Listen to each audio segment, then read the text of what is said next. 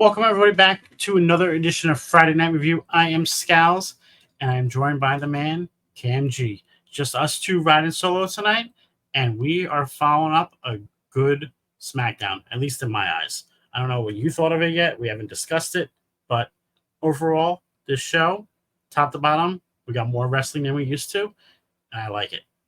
What's your thoughts, Cam? I mean, to me, I think it was, kind of a run of the mill SmackDown. Right now, I personally believe Raw is way better currently. I mean, there were some things that I really did like and did really enjoy from SmackDown tonight, though. So Big shout out. We yeah, appreciate it. Thing we suck. Thanks. but no, yeah. So here to discuss SmackDown, though. So I mean, I won't disagree with you there. Raw is the better of the two shows right now, undoubtedly. But I'm saying tonight we actually got a lot of wrestling in there. I mean, yes, most of it was contained in one match, but that can be said about other things as well. But that match had some great moments in it, start from the start to the finish. So let's get on with what happened on SmackDown. So tonight they open up with a video package showing what happened last week to Kevin Owens and Cody Rhodes after the match. And then we went into a segment with Nick Aldis and the Bloodline. And I don't remember Tongaloa getting injured. So I don't know if that's something that happened off screen and they're just bringing it onto screen. But I like how they did this with Nick Aldis saying that the Bloodline was out, and then Solo Sikoa having to reel in Tama Tonga because he looked like he was ready to pounce on him. And then he's like, "But we're going to have these two defend it." So I like how they're doing this with the Bloodline. Solo has gotten a lot better as the leader in the last couple of weeks. He's becoming a more believable tribal chief. But I'm excited for what's coming soon with the return of Mr. Roman Reigns. yeah, I don't know what's going on with Tongaloa either. I didn't see him get injured, or I don't really remember him being injured or getting injured or what not have you. So I'm assuming there was something that happened off screen, possibly something happened at a live event, maybe, I don't know. But no, I definitely, for me with Solo, I don't think it was ever a thing where it was a believability thing for me. You know, he's somebody. It's To me, I look at it like this: it's not supposed to be really believable of him being the leader because he's kind of he didn't. It's not like it's a leadership role that was passed down to him. He just took it. So he's just a guy that's running roughshod right now. He's the rogue bloodline member that just assumed the position himself. So, and I think he's always from the very start, I think he's always done a great job at doing that. And just like I said, with those backstage, we'll definitely get into that as well. But those backstage segments they have with the bloodline members they have, and it's that dark backdrop setting, and they're all in black. I love those. Those just look great. They just look like mob bosses. It's amazing how they're just a presentation of that. That's an awesome visual. Yeah. Because the red stands out and makes you notice it. Like it's just that pop. But after that segment with Nick Aldis and the Bloodline, you had LA Knight coming out to the ring. And I'm loving how they're doing these entrances with the camera following the wrestler from the backstage out front. It just gives a different perspective. In this match, it had LA Knight versus Santos Escobar. This was a pretty good match. I just wish we got to see more of these type matches with Escobar because he's so good in the ring. And LA Knight is, obviously it's LA Knight, like he's great as well. So I'm glad we're actually getting to be able to showcase some talent here. Absolutely. Oh yeah, no, the match was great. Once again, I think you got two of the top talent on SmackDown right now. Yeah, kind of a little predictable. because I figured LA Knight wasn't going to lose this match, especially so close to his match with Logan Paul at SummerSlam. This is basically just to keep him warm, keep him fresh in front of the audience. But no, I do I second that. I do like the backstage when they follow them out from the backstage area into the ring. And this one was, I think, one of the better ones as well because it's not just them walking. He was talking. He's basically promoing and walking at the same time. Mhm. And then he's like, "Hit my music." So I love that. I think that's so LA Knight, it's perfect for his character. So I like that. I like that shot. Once again, their production, their presentation of how they do things and how they, showcase their stars is awesome right now. In terms of the match, like I said, great match for what it was. I think Escobar can do more, especially with and that goes second, for any of the members of Legato right now. I think you have a fantastic tag team with Garza and Carrillo. They're just not really being showcased, I think, in the best light right now. And it was a rough night for them because they lost the tag team turmoil and Santos lost as well. And with Santos, I think you have one of the top heels. He could potentially be the number one heel on SmackDown. It's just right now I'm not sure what it is, but it's kind of the same thing. The issue with Andrade, right? He's so much talent, and someone like him who's like has that luchador like style, but a little bit of technical ability as well. And it's just kind of like they're just kind of floating right now. They're not really tied up in anything significant, or it's like they don't really have anything for them. So, yeah, I that's my only wish is that they give Santos and the rest of Legato something that really sticks, something interesting. Yeah, I mean, they need to get back to how they were doing it down in NXT with them because they were in charge down there Yeah. up until the whole feud with the family and then leaving NXT. So they need to get back onto that type of setting with them. And I look forward to seeing how they're going to do that. Now, this match, I was not expecting Logan Paul to come out and get an interfering because this man does not like to show up to shows. So to see him there in an extra week is miraculous. But this man has one of the best frog splashes in the business. Like, it's just picture perfect the way he does it. Yeah, I think he probably has one of the best frog splashes in the business, and probably one of the best buckshot lariats. Eat your heart out, Hangman Page. So what can I tell you it's there? just it's just funny. Like, everybody cracks on him because he's not a wrestler. He's not a wrestler, but this man gives it his all when he does for the training, and it shows in the ring. So I would like to see him there more, but I know that's not going to happen. So I'm 100% sure we're going to be losing. He's going to be losing his title on next Saturday. At least I'm I all hope for so. it. I hope so too. So, I mean, hey, like I said, I've sung his praises since the beginning, since his very first match. And you can say whatever you want about him and his antics or whatever, and his arrogance or whatever outside of WWE. But when he gets in that ring, he has some great matches. I don't think I've really ever had a problem or ever have harped or griped about a Logan Paul match. He's had great matches from his very first match. So I don't care what anybody else says. That man's a wrestler. I think he was born to do this. Really, realistically, I do. He's a performer. He's an entertainer, and he's perfect for the business right now. So, and I mean, as far as him showing up, more. See, I think that was my initial issue with even before he won a championship. I was just like, I don't know how much he's going to be around. That's kind of my issue. So I mean, if he loses the title, like I wouldn't mind him still being around here and there, especially for obviously the big four pay-per-views, where Rumble, SummerSlam, they can create big match build. There's still plenty of wrestlers he's never faced before that I think would make great matches. So that's great. He's a great name to have on any card.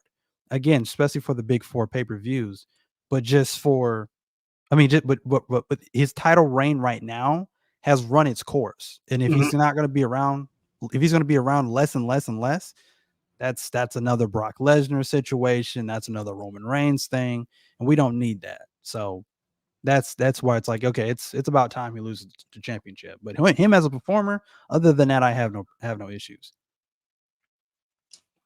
So after the match, we go backstage, and Byron Saxton is cutting an interview with Naomi. He asks her, why do you think Blair did what she did? Naomi says she doesn't know what her issue is, but she's done nothing to she called her a newbie.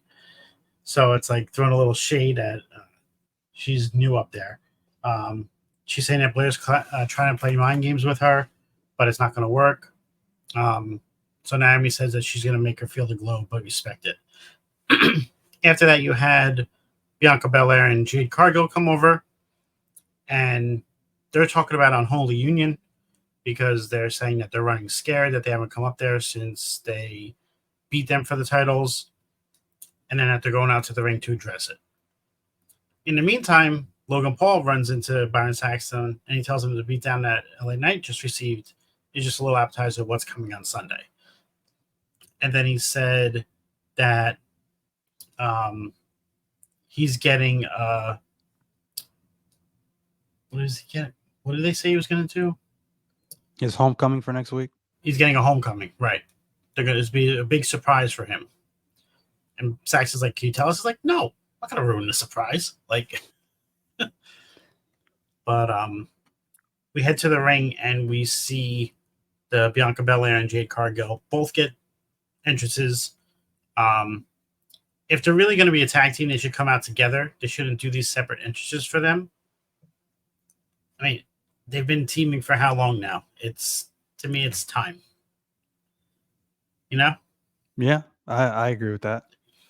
I mean, I like Jade Cargill's entrance, but incorporate them together. This way they both could do it. So they call out Unholy Union. Unholy Union comes out and attacks them. They brawl between the two of them. Bianca and Jade get the upper hand again, but Dawn and Fire scamper into the back and run away. This is setting up a match for next week for the Women's Tag Team Championships on Smackdown with them facing off with each other. I don't like them doing this because Alba Fire and Isla Dawn have a tag team match on Tuesday first. This is kind of predicting what's already happening. Like, why do they do that? They should have, in the image that they put up, they should have put both teams up there to whoever's going to face off against them for next week for the titles. They shouldn't have just put them up there. Because to me, that's saying, oh, now they're not going to lose on NXT. I mean, yeah. Man, it's such a I'm not really liking what the tag team title scene right now, especially in this reign of Fire and Dawn. It's very confusing. Like 1 minute I liked it, because me and Metalcore Mike have talked about this in great detail. But we talked about, like, just the whole blunder right now, what's going on with the tag team titles and the tag team division as a whole. I think it was last week, maybe. Yeah, I think it was last week. They were on SmackDown, and typically they're on Raw. And with the titles not really being attached to any one brand, they should be on all three brands essentially. And I think that'd be better for the tag team division as a whole. So when they were featured on SmackDown and that whole segment with Cargill and Blair, I actually liked that. I really did. Only to then the next week, it was like, I think they're featured on show featured for a match on NXT to defend the titles, and I'm like, what? Like, wait a minute. You have two sets of challengers on Raw and SmackDown, and then you just randomly all of a sudden have challengers on NXT. So I'm just like, I don't understand that one. And personally, I was kind of hoping that this match would have happened at SummerSlam. I mean, to me that just makes more sense. But essentially, with Friday being, the go home episode to SummerSlam. I think this is their way of saying like this is the next best thing. With avoiding having a pre-show match. I mean, because they're already over their match limit. Because the last couple of PLEs, they only have 5 matches. Now they have 7. The big four are different. The big four are different. The big four typically have those 8 matches. Fair. So I'm expecting one more match to be added to this card. And I'm thinking it's going to be Chad Gable versus Uncle Howdy. Hope so. I hope so. And because that fits the trend. It was Bray Wyatt's first pay-per-view match. Oh, okay. It was The Fiend's debut match was at SummerSlam. And now Uncle Howdy's debut match in this setting. Because he's never had a match. He's at the ring, he's been interfering, but now this would be Uncle Howdy's debut match. And it just fits the whole thing of the lore with Bray Wyatt and with SummerSlam. I kind of like the fact that they're defending the titles more often between SmackDown, Raw, and NXT because it shows that the women's tag team division is active. It's not taking a backseat. So it doesn't need to be an every week thing where they're doing it all the time, but we need to see more of this going forward. I just don't like that they're doing the title shots in the same week. Like it should be like one title shot per week, different brands, so then you can see what's going on. I mean, I don't mind that. I don't mind the tag team titles being utilized in that regard. It's just I want them to just focus on ending one like cleaning up one particular contender's title shot first before then you then go move on to a whole nother brand and then give them a title. It's basically what you're saying. Because they have teased this whole thing with Shayna Baszler and DeVille and Stark and all them on Raw for weeks now with no match. They just keep going back and forth, backstage, and there's been no match made. So that's why I'm like, I figured, okay, we're gonna see a match soon. No match has been made.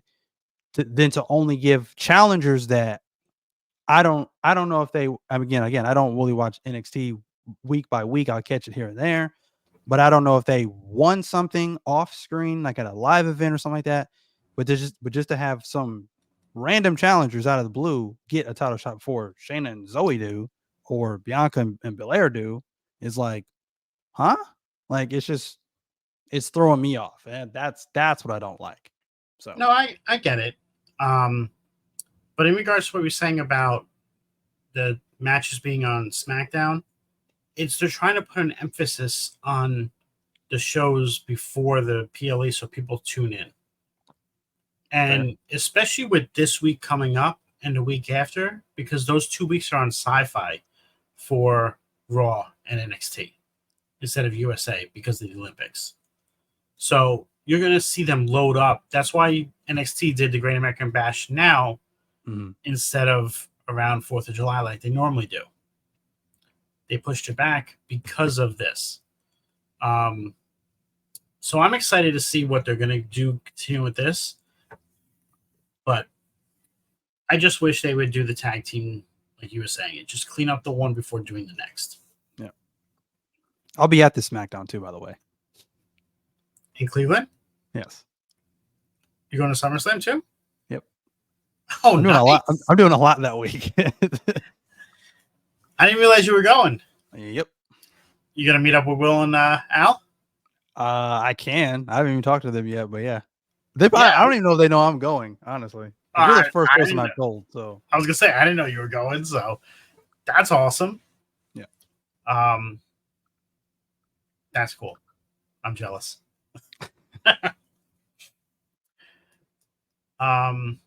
After all that, we went backstage again, and Tiffany Stratton is upset about her briefcase being in shambles from what Bayley did. And Nia Jax says, "Don't worry, I'm gonna get you a brand new briefcase that's perfect for you." Which means next week, we're going to see that bright ass pink briefcase for Tiffany Stratton. Yep. Yep. And I like how they didn't do it tonight because of the shows that were going on in Japan, because she's still carrying around this one over there. So they had to kind of keep it all kayfabe and everything with that. Next, we get to the Tag Team Gauntlet match.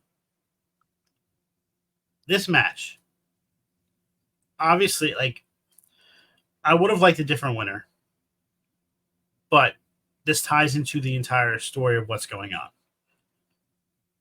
To have them start with Apollo Crews and Baron Corbin versus Legado del Fantasma was a smart choice, because it gets the crowd going with the match, because you have the slower worker a little bit in Corbin and Crews paired up with the fast guys of Legado.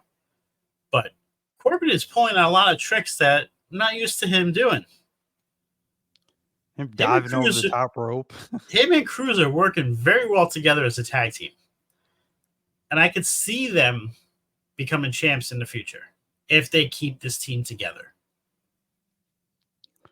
Yeah, I mean, I think this may be designed to soften the blow of when they eventually break up Austin Theory and Grayson Waller, because I think that's happening sooner rather than later. So I think in its place, I think they're obviously trying to utilize Baron Corbin and somebody that a lot of people would probably forget he's even on the roster in Apollo Crews. So yeah, I think that's what that's designed for. And who knows? I mean, right now I'm not crazy about the team. They work well together. But I think they could eventually grow on me. They get like kind of a shtick going. They get a tag team name. Yeah, I definitely do think they could, pick up steam and really be something great for SmackDown. But overall, I agree with you. I didn't even think about that till you said it. But yeah, the slower workers paired with the high flyers, the fast paced workers makes sense. So, and when Corbin's music hit and he came out, he was telling Crews, he's like, "You gotta get up here, you gotta get ready to do it." Like, he was getting them all worked into his entrance. And that tag team move that they do, where Crews throws Corbin over the top rope, I was like, that's one big man flying. Like, yes. But I love the End of Days. It's still one of the prettiest finishers out there. I just think it's so fluid and so. I'm still pissed that they had McIntyre kick out of it. Not gonna let that go. But Corbin and Crews win. They move on, and they're gonna face off against the Street Profits next. This match, great back and forth between the two teams. A lot of action. Ford and Dawkins end up getting a win. Yep. And they move on to the third matchup, which now puts the Street Profits up against Pretty Deadly. This was probably the quickest match out of all of them. And I don't know what they're doing with Pretty Deadly. Like, they are a great tag team. Is there something with the gimmick that they just don't like, that they're treating them like this? Like, I don't know. I don't know. I have no idea. Maybe they need to do some shuffling. Maybe they need a fresh start. Maybe they need to go to Raw. I don't know. It is an interesting thing to think about, though, because at one point they were heavily featured, and then they got injured. Yeah, and then after that, it hasn't been the same. Well, to be fair, the tag team division hasn't really been the same. There really hasn't been a lot of focus on it. So to see the focus over the last couple of weeks, maybe things are changing for the better. Street Profits end up beating Pretty Deadly, moving on again. So now that is the second pinfall for the Street Profits, and they're going up against the Good Brothers.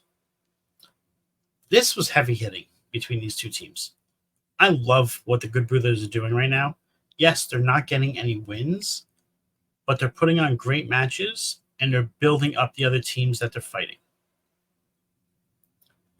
I would have liked to see them move on, but again, we had the Street Profits win. So what they have done in this match for everybody that was like, "Oh, the Street Profits have been buried. They're not doing anything good."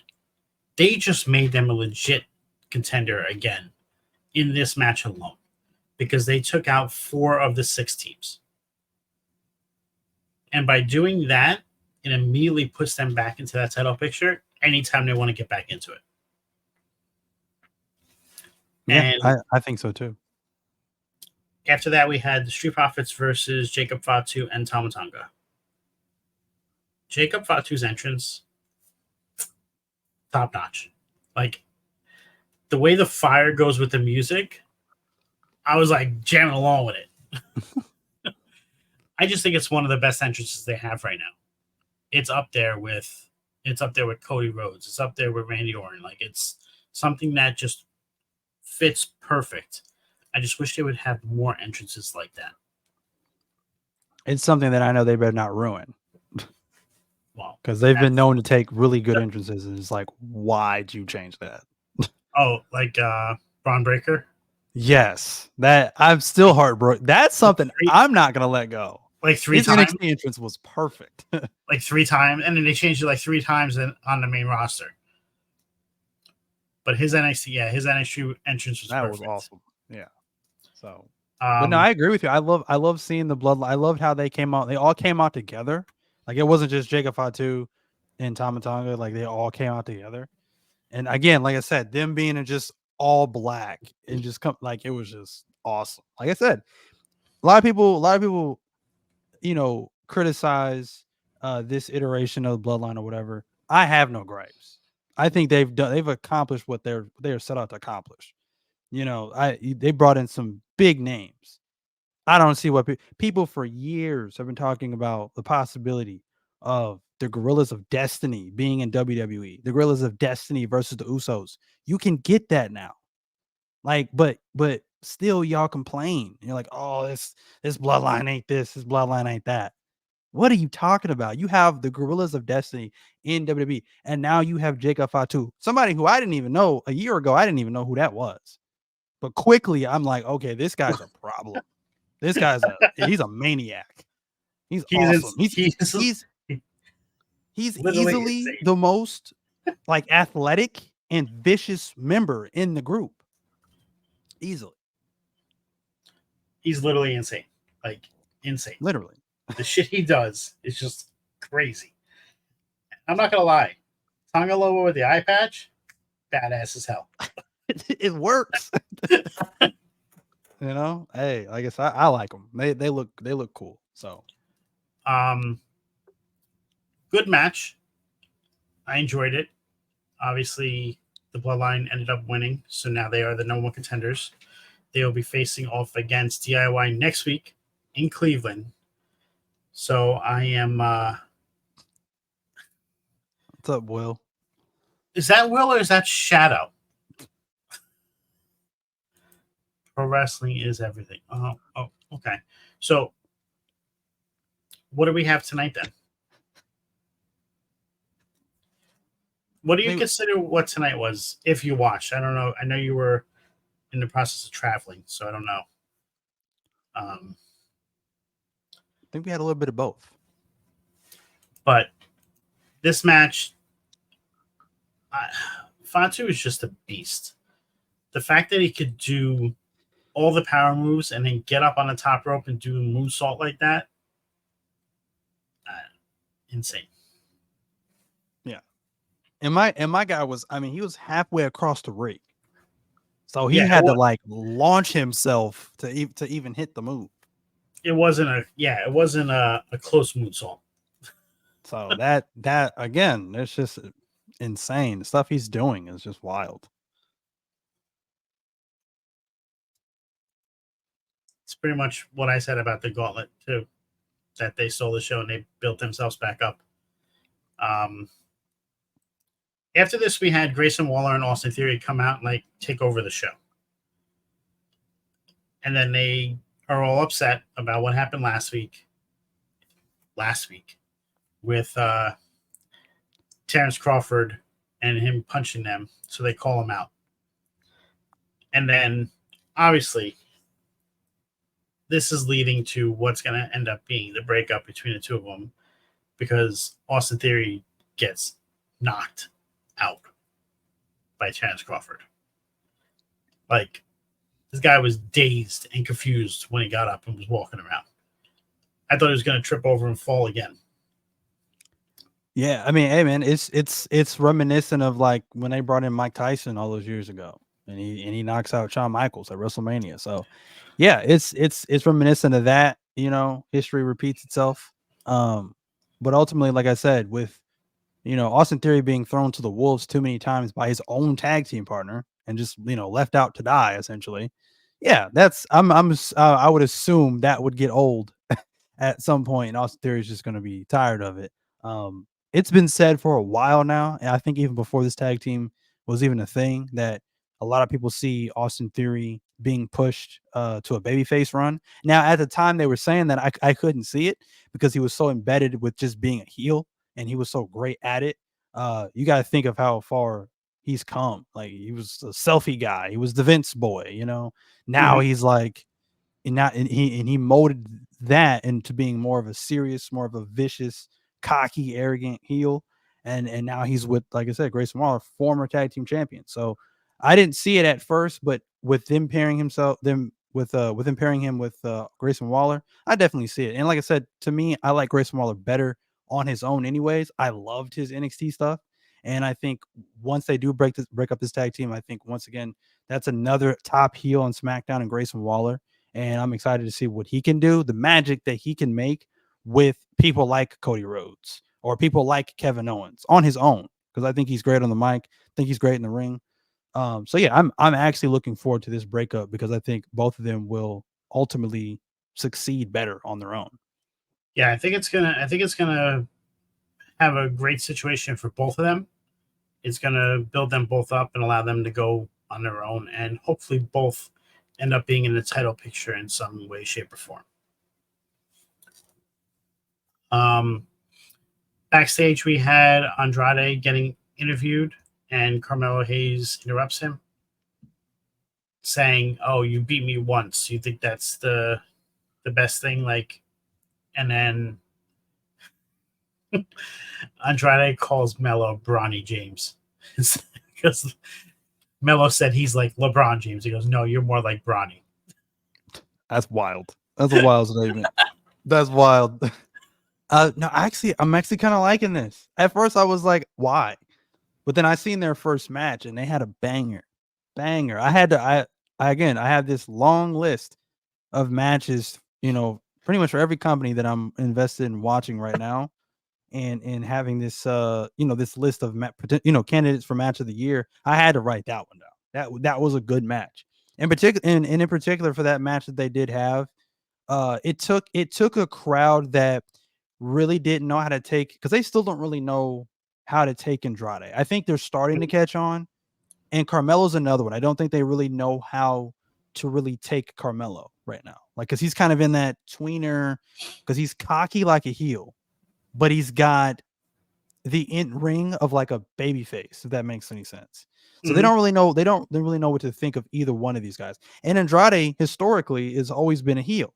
His best work is him being a heel. So they don't really know how to take either one of these people and when one of these guys. So when they had their match, it took like a sleeping crowd and really put them on their feet, because they were like, wow, this is actually a banger match. So I do think this is a feud between them two that is really showcasing them and really making people care about each one of their characters. And I'm loving that. And honestly, I'm a little upset. Once again, this is another match I'm a little upset that is not on SummerSlam, because I could easily see them having another match at a PLE. I'm wanting like a 2 out of 3 falls. I could watch them wrestle all day. Like, they had a banger match.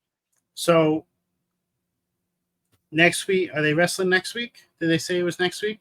I don't. It's insinuated. Okay. I would assume it's next week. So they haven't announced that yet, but that'll be match number 2 out of their setup.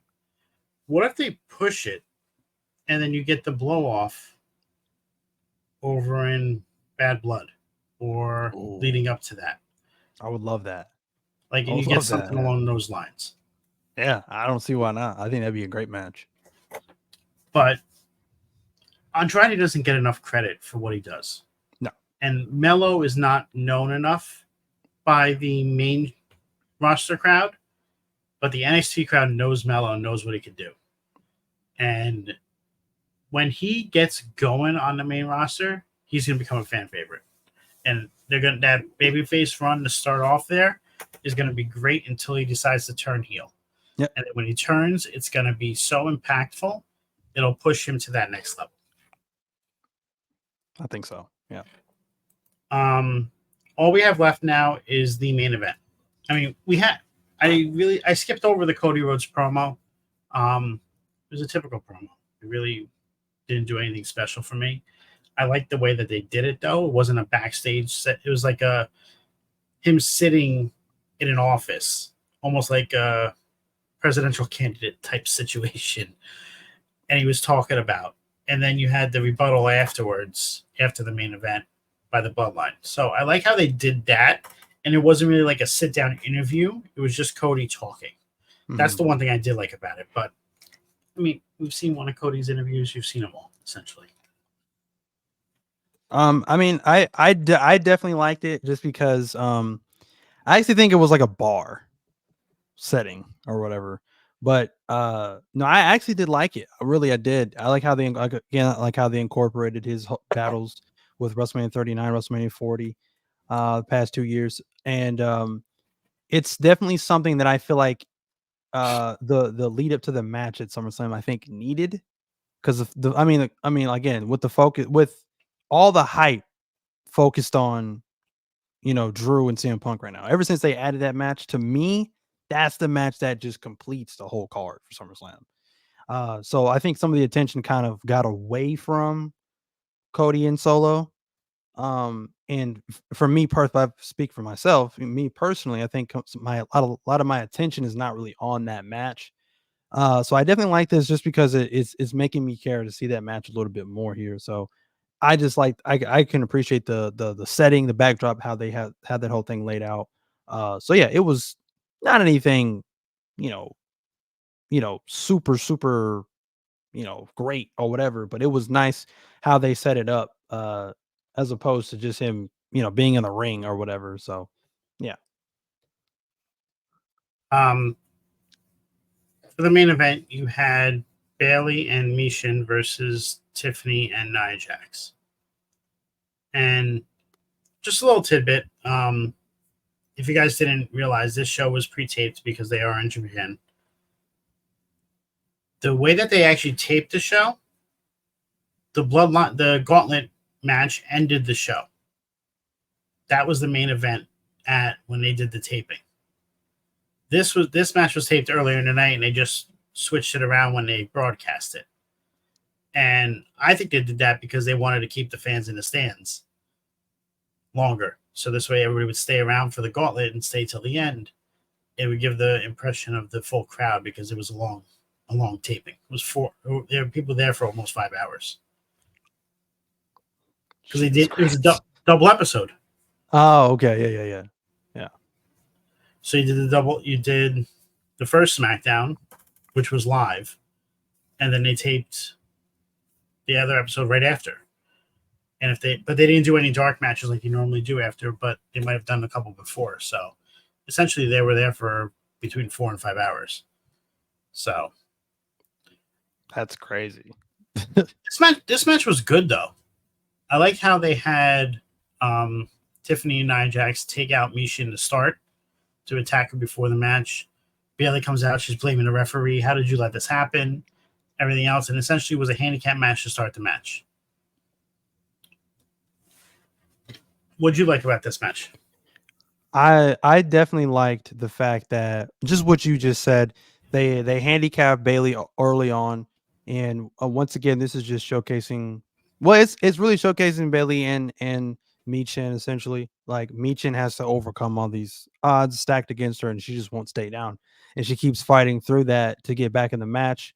So once again, that's making her look strong, making Bayley look strong, obviously, because again, the odds stacked against her. The odds stacked against her going into SummerSlam. She's got to face easily her toughest challenge, and the Queen of the Ring, Nia Jax, with Tiffany Stratton looming in the background with the briefcase. So again, this just makes both of them look very, very strong. And yeah, I'm still looking forward to this whole briefcase thing for Tiffany Stratton, just because I don't know. It's a point of we already know she was going to customize it, but now they're making it even like a bigger thing with like, okay, we're going to wait till next week, and it's going to be like this surprise thing. So it's very interesting. But overall, this match was pretty good. Yeah, I was surprised. I figured she was going to come out the next time she was on TV with the briefcase already all dialed up, decked out, everything all customized. But I like how they did it to where it's happening because of something happening to the briefcase. It wasn't that she was just given one.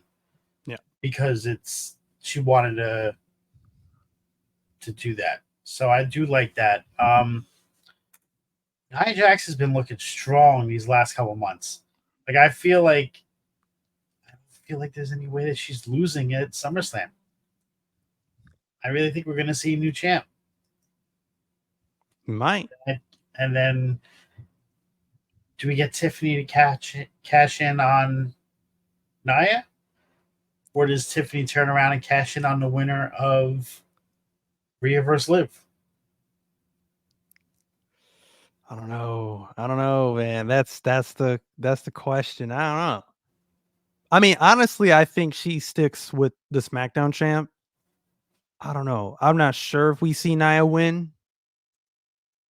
I don't know. You don't think Nia's going to win because of her winning every single time? Not really. Like I mean, maybe. I mean, if she does, I'd be kind of surprised. But I mean, it's possible, you know. Anything's possible. I could be completely wrong, but I just think if with Tiffany holding the briefcase, I just don't see that happening. Because right now, because I really do believe they're setting up Tiffany Stratton to be champion. 100%. Like I don't think they had her win the briefcase, and they're going through this whole customization of the briefcase, blah blah blah blah, making her look strong every single week, just for her to eventually then cash in for real, and then ultimately come up short. So if Nia wins, I'm like, that's kind of, I feel like that possibility is kind of out the window because I don't see her cashing in on Nia Jax unless she sees like the prime opportunity. So I kind of feel like she's going to stick with the SmackDown Championship. It's possible that she could end up on Raw and come out after the Liv and Rhea Ripley match, because it'd be wild to have Rhea win the title back only then to get cashed in on seconds later, like what would happen to Drew at Mania, and then lose to Tiffany Stratton. That'd be insane. So, but it's possible.